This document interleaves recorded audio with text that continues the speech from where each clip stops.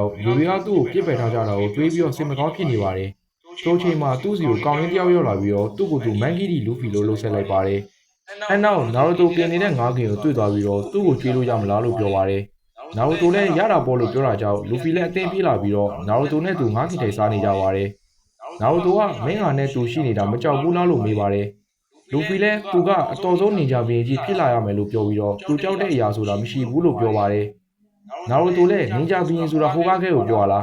ငါနာမည်ကဥဇူမာကီနာရူတိုဟိုကားခဲဆိုတာငါပဲဖြစ်လာရမယ်လို့ပြောပါတယ်။အချင်းချင်းအဲ့လိုပြောပြီးတော့ရဲနေကြပြီးတော့လူဖီနဲ့နာရူတိုကအရင်းနှီးဆုံးတကယ်ချင်းတွေဖြစ်လာပါတယ်။ဟိုကားခဲရဲ့မျက်နှာတွေမှာပုံရင်လျှော့ဆွဲတာတွေတခြားသူတွေအမြင်ကက်အောင်လဲလုပ်ကြပါတယ်။အကယ်ဒမီမှာလည်းအီလူကာစီစီက T7 အသစ်ကိုကြီးညာပါတယ်။အဲနောက်ဥဇူမာကီနာရူတိုမန်ဂီဒီလူဖီနဲ့ယူချီယာဆာစကေတို့ကတသိန်းနဲ့ကြသွားပါတယ်။ငကိုကလေးကဆာစကေကိုကြည့်မရတဲ့နာရူတိုနဲ့လူဖီလည်းမကျေနပ်ဖြစ်နေပြီးတော့ဆာစကေနဲ့သူဘာလို့ကြတာလဲလို့မေးပါတယ်။အင်လူကာစီစီလည်းဆာစကေကအကယ်ဒမီမှာအမှတ်အများဆုံးကြောက်တာနာရူတိုမင်းကတော့ဘီချီပဲ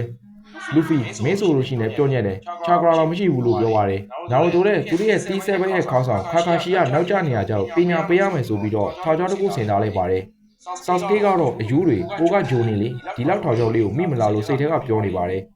ခါခါရှီလည်းဝင်လာတော့နာရူတိုရဲ့ထောင်ချောက်ကိုမိသွားပါတယ်။ဆာစကေကလည်းသူကတကယ်ရောဂျိုနေရောဟုတ်ရလားလို့တော့တွေးနေပါတယ်။ခါခါရှီကသူ့တပည့်တွေကိုပထမအောင်ဆုံးတွေးတော့အယူနှစ်ကောင်နဲ့တီနေရဲ့တယောက်ပဲလို့မှတ်ချက်ပေးလိုက်ပါတယ်။ဆာစကေကိုလည်းမြူနေတာဇာပူဇာနဲ့တက်ခိုက်နေပြီးတော့16မျက်နှာရေခဲပြည်တွေကြားထဲမှာဆာစကေတယောက်ထွက်မရဘဲနဲ့အကြက်ရိုက်နေပါတယ်။ထို့အချိန်မှာနာရူတိုနဲ့လူဖီတို့ရောက်လာပြီးတော့ဆာစကေကိုလာကြကြပါတယ်။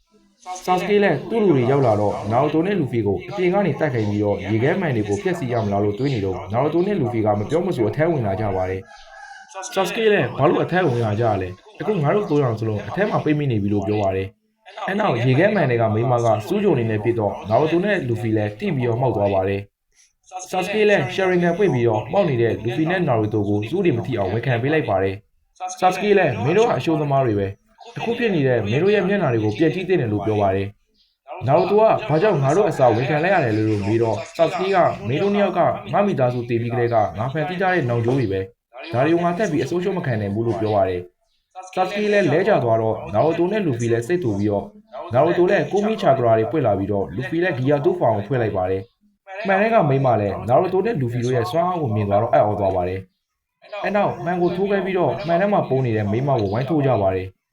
မြူနင်းမိမလည်းလူဖီနဲ့နာရူတိုတို့ကိုမရှင်နိုင်ဘဲနဲ့သူတို့ရဲ့နောက်ဆုံးလက်တီးထိုးချက်နဲ့ပဲအစိုးသက်သွားပါတယ်။